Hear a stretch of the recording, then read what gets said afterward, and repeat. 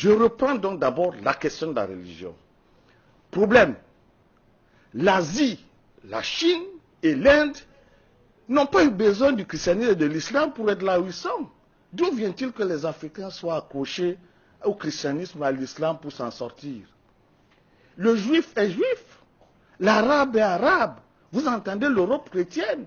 Elle ne veut pas se faire avec l'islam. D'où vient-il que les Africains veulent être africains en n'ayant pas de religion à eux? Ils veulent être africains en étant musulmans, ils veulent être africains en étant chrétiens, ils veulent être africains en étant bouddhistes. Vous voulez créer quelle Afrique dans cette méthode-là? Donc vous comprenez très bien qu'il faut savoir ce que c'est que la religion. La religion a pour but de contrôler les esprits et les comportements. La religion est un enjeu politique, ce n'est pas une question individuelle, messieurs. La question religieuse, c'est une question collective. L'enjeu de la religion, c'est de briser la capacité des faibles à se révolter. Et pendant ce temps, cette même religion n'empêche pas les puissants de continuer à être puissants. Conséquence, si vous êtes dans cette religion, vous êtes perdu. Qui plus est, ces religions sont des prétentions. Vous avez écouté tout à l'heure notre ami Balok. C'est une hérésie de dire que Jésus va vous sauver ou Mahomet. D'abord, Jésus et Mahomet doivent être aux arrêts. Pourquoi aux arrêts? Voilà des personnes qui ont la prétention d'avoir eu Dieu en esprit et qui ont organisé des religions qui ont conduit au génocide, qui payent la facture. C'est eux ou c'est Dieu qui les a envoyés? Auquel cas, si c'est Dieu, eh bien que Dieu, on va l'interroger. Est-ce que vous avez dit à Jésus et Mahomet de venir déporter 30 millions de Noirs en esclavage? Est-ce que vous avez dit à Mahomet de venir mettre en esclavage 8 millions de Noirs? La question est très sérieuse. Ne nous laissons pas embarquer dans des sites mentaux qui n'ont aucun sens. Ce sont des hérésies mentales. Et mon mot n'est pas mal choisi. Il pèse fort.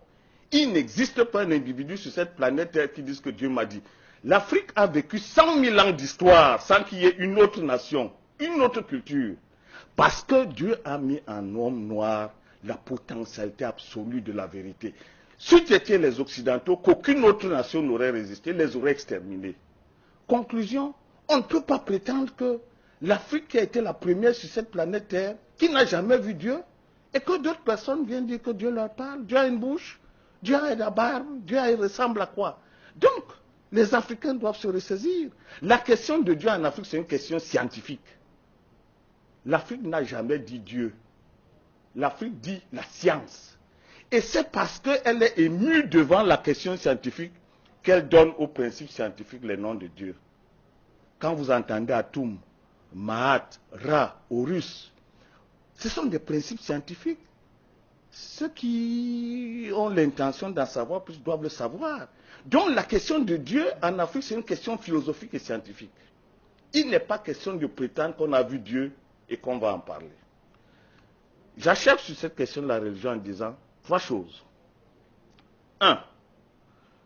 La prétention de l'islam de dire que c'est Mahomet qui a sauvé.